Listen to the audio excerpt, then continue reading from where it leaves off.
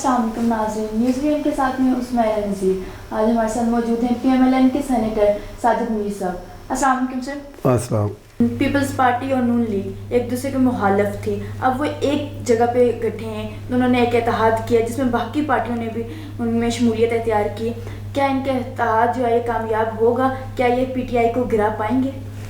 پہلے دو سوال ہیں نا آپ کے۔ ایک تو یہ ہے کہ یہ پہلے مخالف تھے اب ایک ہو گئے۔ سیاست میں تو ایسا ہوتا رہتا ہے، اینیمیز آف ٹوڈے اور فرینڈز آف ٹمارو، اور اینڈ وائس ورسا، دونوں طرح ہوتا ہے۔ اور پھر یہ ہے کہ وہ مریم صاحبہ نے تو بالکل صاف الفاظ میں کہا کہ کل انتخاب ہوگا، انتخابی عمل سے گزریں گے، ہم پھر ایک دوسرے کے حریف ہوں گے، جیسے کہ سیاست میں ہوتا ہے۔ لیکن آج ایک کاز کے لیے دیکھیں، یہ اتحاد جو مختلف پارٹیوں کے درمیان ہوتے ہیں، اس کا ایک اصول ہے، اس کا ایک طریقہ ہے کہ وہ ایک منیمم ایجنڈے پہ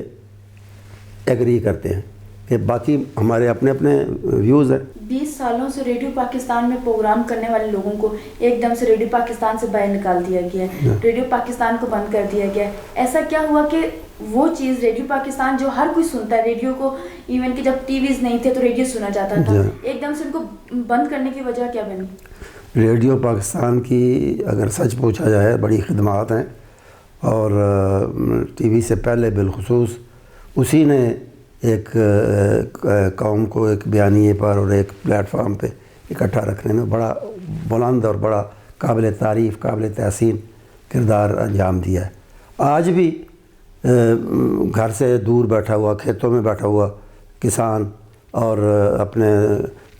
دکان پہ کام کرتا ہوا، مثال کے طور پر درزی ہے، ٹیلر ہے، وہ ان کی عادت ذرا زیادہ ہوتی، جو میں نے دیکھا ہے کہ وہ کام کرتے ہوئے کوئی نہ کوئی ریڈیو وغیرہ یا کوئی ٹیپ وغیرہ لگائی ہوتی،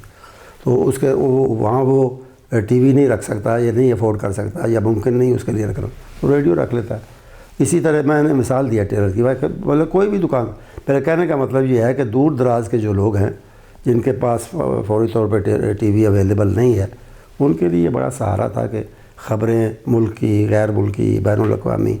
وہ جاننا چاہتے ہیں، یا انٹرٹینمنٹ ہے یا کوئی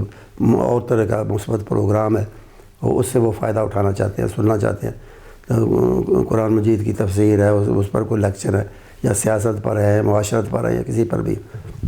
تو گھر بیٹھے وہ کر سکتے تھے۔ اب ایسے ادارے کو بند کرنا یا اسے بند کرنے کی طرف قدم اٹھانا، یا اس کے ایک دیرینہ ملازم کو اور عملے کو فارغ کرنا آج کے اس مہنگائی کے دور میں، جبکہ پہلے تنخواہوں والے جو ہیں وہ بھی رو رہے ہیں، تو اس کو بالکل ایک تنخواہ کے بغیر اور معاوضے کے بغیر کر دینا اور گھر بھیج دینا، یہ تو کوئی طریقہ نہیں۔ یہ وہی حکومت ہے نا جس نے کہا تھا کہ جی ہم 1 کروڑ نوکریاں دیں گے، تو 1 کروڑ نوکریاں نہیں دے سکے، کم از کم جو کر رہے ہیں بیچارے نوکری، ان کو تو دیتے رہیں، ان کو تو کچھ نہ کچھ ان کے منہ میں ڈالتے رہیں۔ یہ بڑی زیادتی کی بات ہے اور بڑی قابل مذمت ہے۔ خان صاحب نے کہا تھا کہ میں پاکستان کو ریاست مدینہ بناؤں گا، آج یہ پاکستان ایسے حالات پہ پہنچ گیا کہ لوگ اپنے بچوں کو خود ہی قتل کر رہے ہیں کیونکہ وہ بے روزگار ہیں، وہ اپنے بچوں کا پیٹ نہیں پال سکتے، تو یہ پاکستان کب ریاست مدینہ بنے گا؟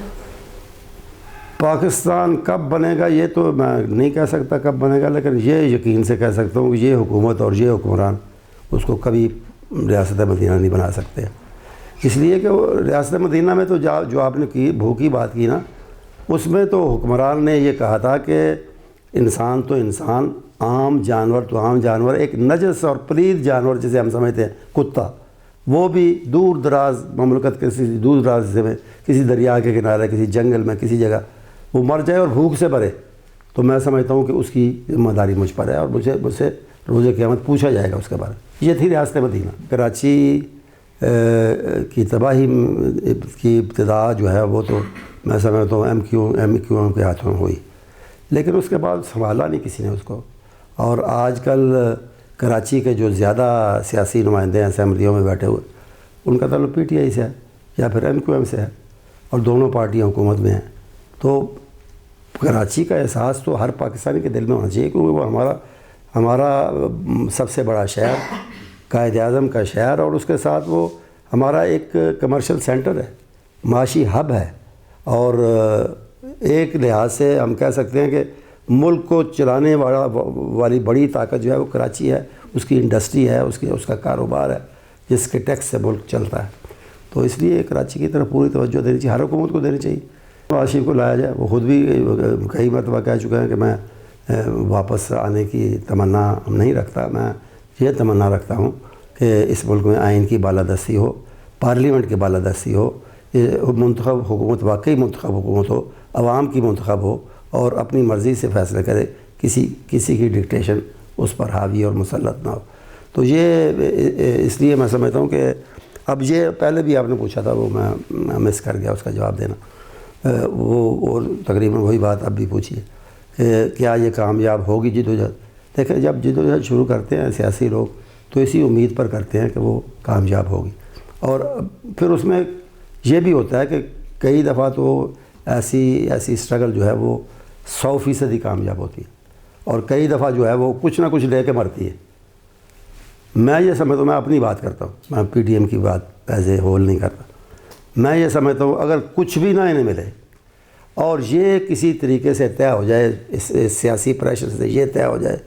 کہ اگلا الیکشن جو ہے وہ صحیح معنوں میں واقعی فیئر ہوگا اور واقعی اس میں کوئی مداخلت نہیں ہوگی, نہ فوج کی, نہ کسی اور کی, نہ کسی اور کی,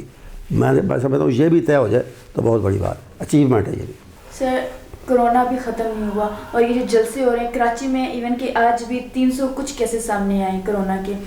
اور اس کے باوجود اتنے بڑے جلسے کرنا, کیا یہ کرونا کو خود دعوت دینا نہیں ہے؟ کرونا پہلے بھی جو اس سے پاکستان اس کی یلغار سے اگر ایک حد تک باقی ملکوں کی نسبت محفوظ رہا ہے تو اس میں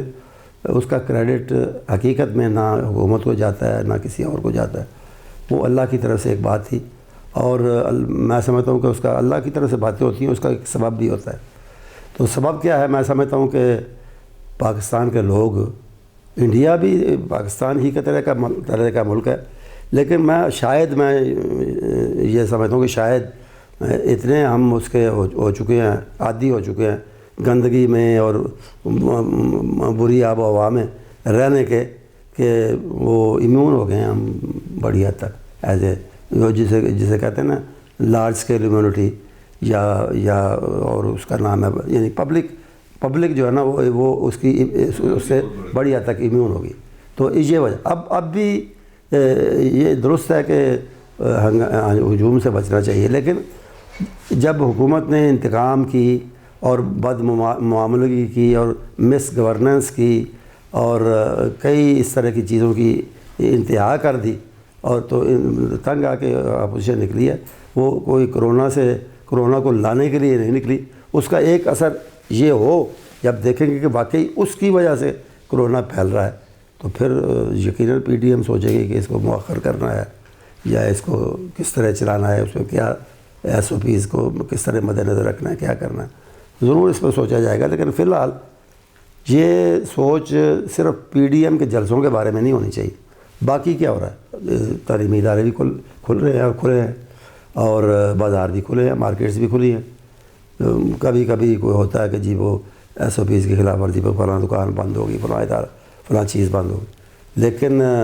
یہاں دھڑا دھڑ کیس رجسٹر ہو رہے ہیں. گجرانوالے میں, کراچی میں بھی اب کہ جی وہ آپ لوگوں نے ماسک نہیں پہنا تھا اور آپ نے فلاں نہیں کیا تھا. تو یہ سب ایسے ملمہ سازی ہے.